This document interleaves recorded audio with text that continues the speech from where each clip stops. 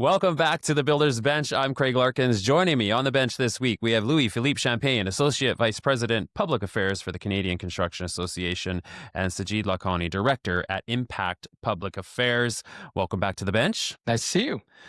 We're talking all things budget in today's episode. The big story, of course, Prime Minister Carney's budget-themed speech to university students in Ottawa this week. While it was light on some details, it's kind of set the stage for what's ahead. And I wanted to quickly reference a quote that was made as Prime Minister had quoted as saying, "Canada is entering a nation-building era, launching a building spree of homes and large projects. It's a great time to be in the trades." It's music to our ears. It's a nice positive quote for the industry. LP, what did you think of his speech? Yeah, great time indeed. Allegedly, anyway. We'll know very soon.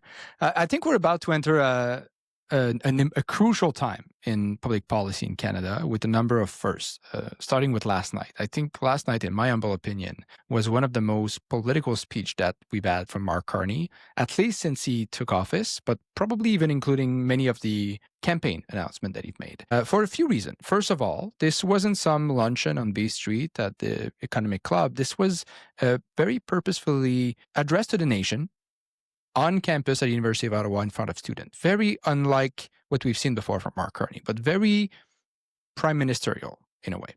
Very unique as well, in a sense that it is a prime minister's speech 2 weeks before a budget. That's something we've seen a lot in history, certainly not recently, in a way scooping the Minister of Finance in his own announcement from 2 weeks from now, but also, raising the expectation quite a bit about the upcoming budget. So a lot of firsts that we've seen last night, and to your point, a lot of firsts that we're hoping in the upcoming budget. This is the first budget of a new government that was just elected 6 months ago. So it's always a meaningful budget, the first one to address many of their campaign promises. It is the first of a new Liberal administration, the first one of Mark Carney. So this is going to be a significant change, the first one in over a decade that is not introduced under the leadership of Justin Trudeau. And also the first one for Minister Champagne. So a lot of firsts in there. And we've already had some hint about the change that we can expect for the budget. That budget cycle now shifts to the fall for ongoing years, as it is announced. Allegedly a breakdown between the operation spending and capital investment, which will be significant for the business community if true. As we see that breakdown between operation and capital investment, a significant impact for the public service and government spending. We are expecting potential cut to the public service as an example. This will allow to reduce operational costs and increase spending into the economy. All of that remain to be seen. So to your point, a great time for construction. It sure looked like it, but we will know on November 4th. Do you think his speech last night was kind of a softening of the blow of kind of easing us into what's to come? There's going to be cuts here, but there's going to be more money put in different areas. Do you think it was in that kind of that sense, LP? I didn't see it this way, to be honest. I saw it just the other way. I think it was very risky for the Prime Minister to go there and raise expectation.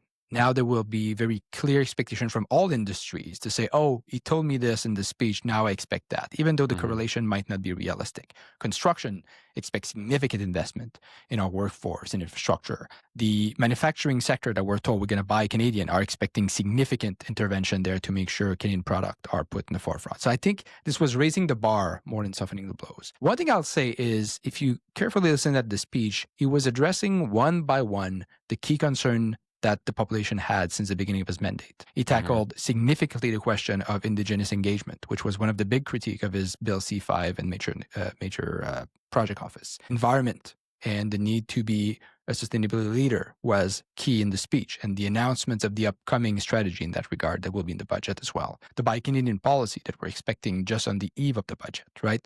A lot of these things that were maybe lacking from previous announcement, or at least seen as lacking by a segment of this population. So it was a way, in my opinion, to address these negative ahead of the positive.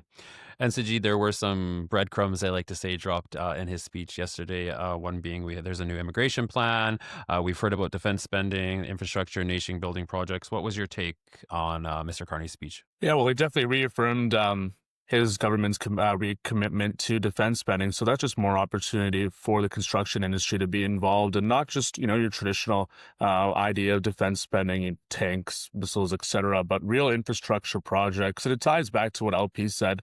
And what I found interesting is I do agree with what LP said, but there's also such a big market of stakeholder relations as well as competitive industries. And I felt that yesterday was a clear signal that the type of funding is not going to be similar to the Trudeau style of budgets, where it was a lot of social programs, social services, your nonprofits and charities, while this is going to be more industry capital focused. So while, it'll be competitive for our industry among manufacturing, it already signals, unfortunately, to those other social service partners that perhaps their funding won't be included in this year's budget. So I felt it was still priming Canadians for certain austerity measures. He did say that Canadians will have to make sacrifices, but as LP said, building under the umbrella of defense, infrastructure, manufacturing, the really hard investments that are considered capital projects and have a more rippling effect across the economy than perhaps what the Trudeau era knew as social programs that we just did not have the economic capacity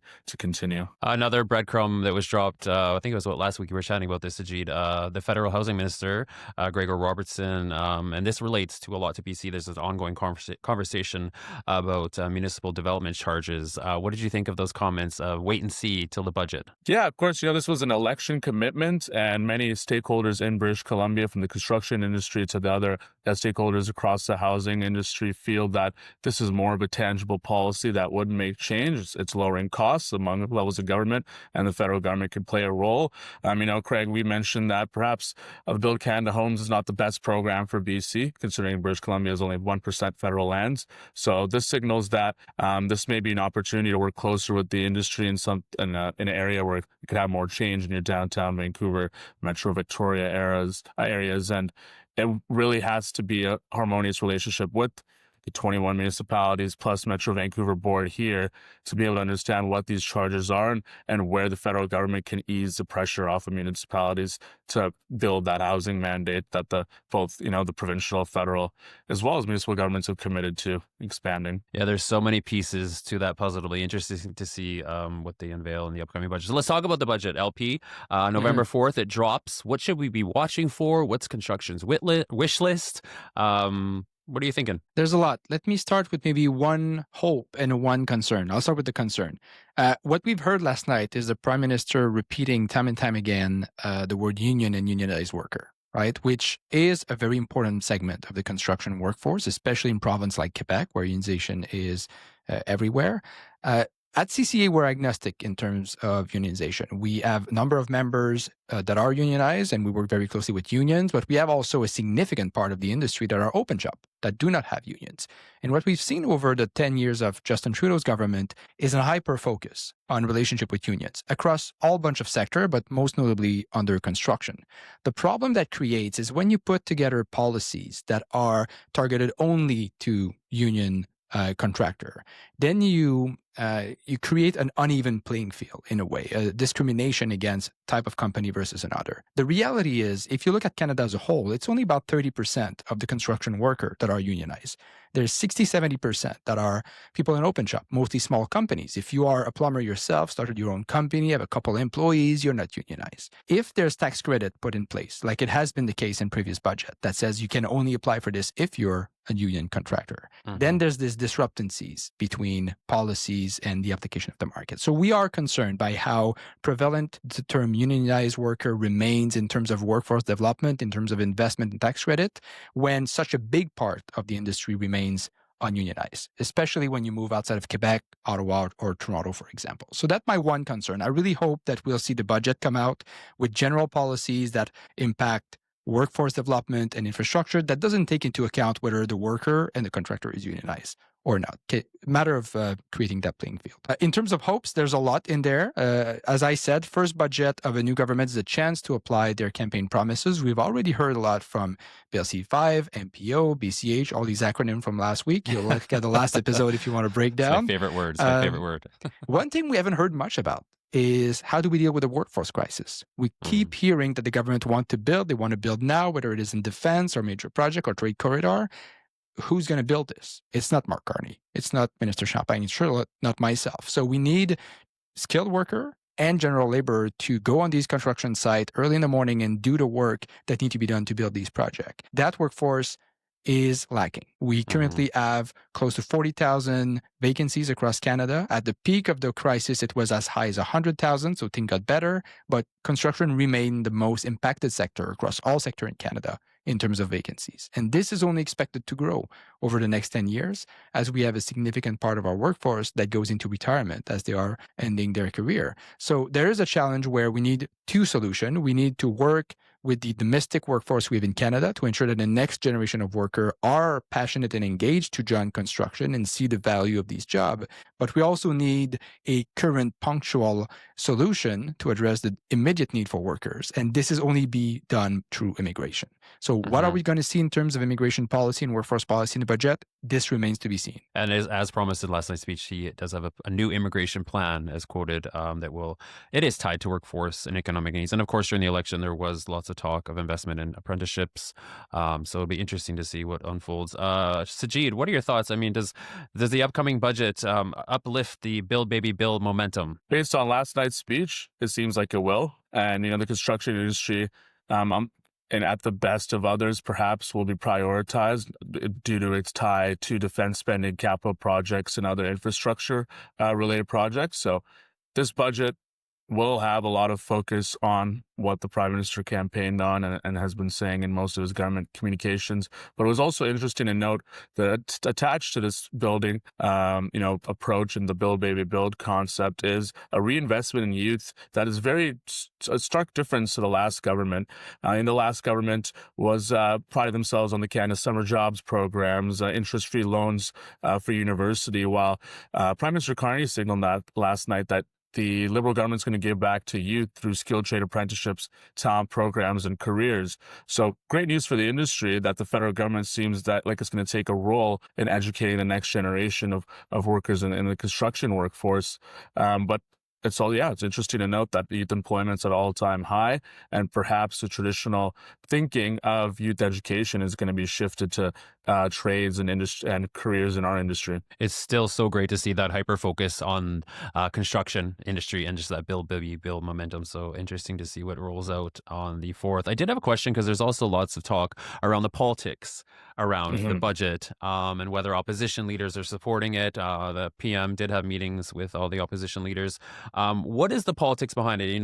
It's a minority government, 3 votes short. What does that actually mean, Sajjid? Well, yeah, it means that he's gonna need the support, of course, of opposition parties, whether that's the Bloc or Conservatives. Seen that Mr. Poilievre has signaled that he's not going to support the budget, although it's quite interesting in terms of the time of various events, from the budget to Mr. Poilievre's comments about the RCMP leadership, which has grinded the gears of certain MPs in his caucus, even to the point of rumors of crossing the floor. Now, that would be an astronomical win for this government if before the budget they were able to get the MPs they need for a majority to cross the floor. However, not everything moves that fast in politics. I guess we were used to COVID level speed, but I doubt that'll happen in this situation. However, what comes down to it is the Prime Minister will need the support of the Bloc Québécois and will have to perhaps concede on certain other aspects that are important to Quebec voters and Mr. Blanchet, such as, more support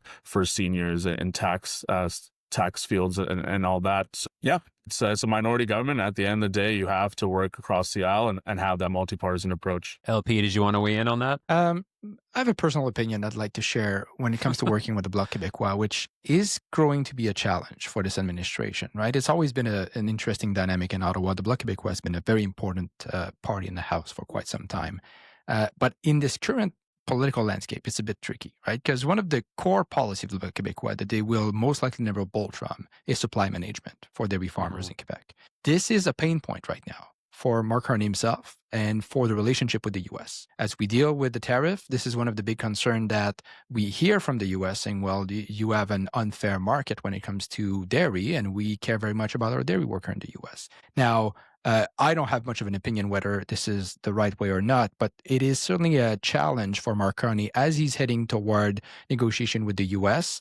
and is faced with the difference of opinion on supply management if he needs to work very closely with the Bloc Québécois and secure the support. I'm very confident that the discussion we see right now between Mark Carney and the Bloc Québécois in support of the budget talks about supply management. And we have been patiently waiting for this budget, so we hope it's a good news situation heading into November. We will, of course, have a post-budget episode on November 5th. Did you want to offer any final remarks, Sajjid? Yeah, stay tuned and don't expect too much because we're still in quite the economic crisis. So, yeah. LP, any final remarks? I'm looking forward to see the deficit number. I don't think anybody knows where this is going. I think it's going to be a big part of the news on November 5th. Looking forward to it. It's such a waiting game. Absolutely. And you're going to see the most, political marketing attached to the differentiation between capital and operational spending, I think, after this budget. This government's going to have to really educate Canadians on what the difference is because it's been using it as a talking point until now. Well, I can't wait to have you both back on November 5th when all is revealed. You can find past episodes of The Builder's Bench on VRCA's website. Thank you both for joining me. LP, Louis-Philippe Champagne, is the Associate Vice President, Public Affairs of Canadian Construction Association. Of course, Sajjid Lakhani, Director at Impact Public Affairs. Thanks for joining us today.